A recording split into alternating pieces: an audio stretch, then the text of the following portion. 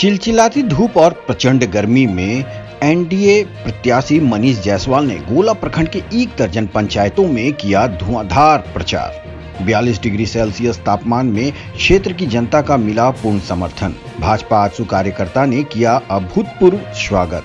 हजारीबाग लोकसभा क्षेत्र में आगामी लोकसभा चुनाव को लेकर सियासी पारा चढ़ने लगा है। वहीं मौसम में गर्मी में भी बेतहाशा वृद्धि हो रही है।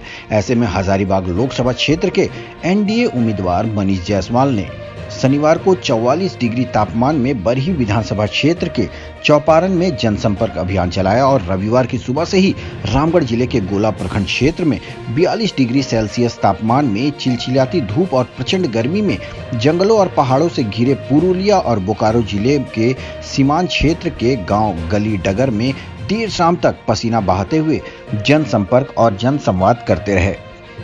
सांसद उम्मीदवार मनीष जायसवाल ने अपने जनसंपर्क और जनसंवाद के दौरान आगामी 20 मई को होने वाले हजारीबाग लोकसभा क्षेत्र के चुनाव में भाजपा के पक्ष में कमल फूल छाप पर वोट देकर तीसरी बार मोदी सरकार बनाने की अपील की।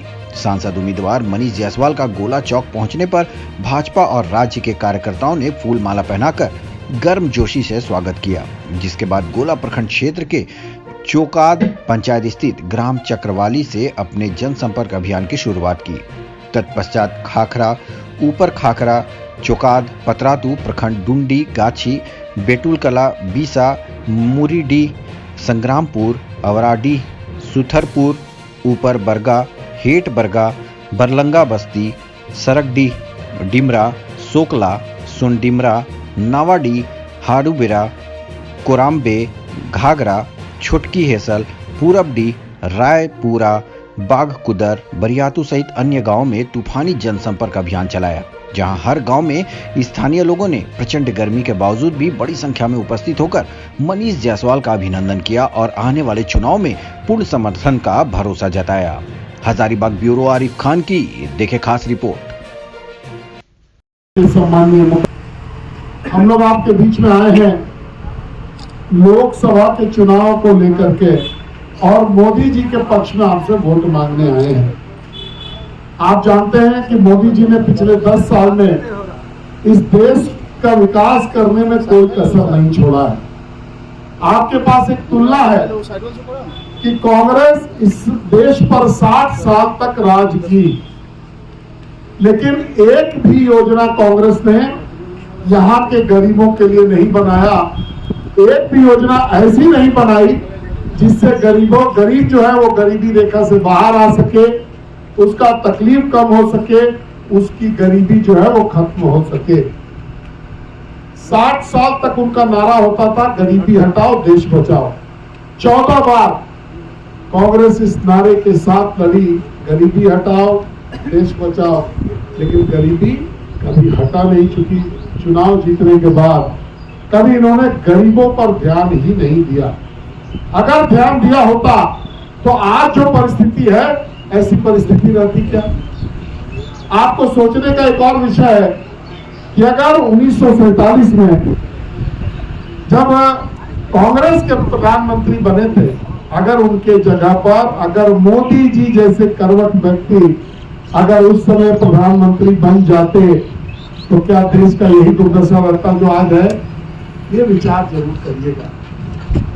एक तरफ कांग्रेस ने कुछ भी नहीं किया 7 साल में, दूसरे तरफ 10 साल में नरेंद्र मोदी ने न केवल देश को आगे बढ़ाया, बड़े बड़े निर्णय देश के लिए किए, जिसमें एक निर्णय अयोध्या में श्री राम के मंदिर का निर्माण का भी है।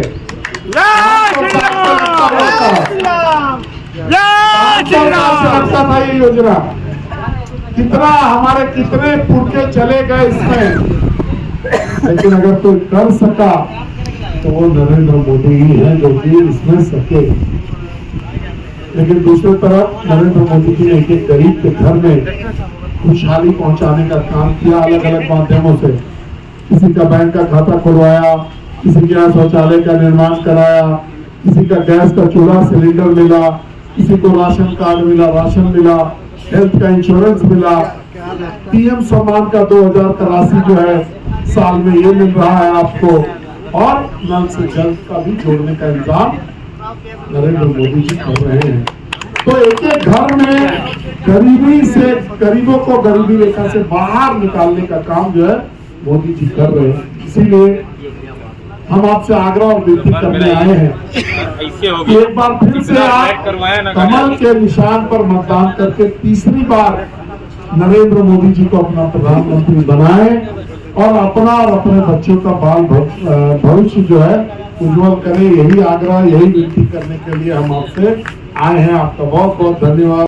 365 दिन आपके साथ। अपडेट खबरों को देखने के लिए देखते रहें खबर 365 न्यूज।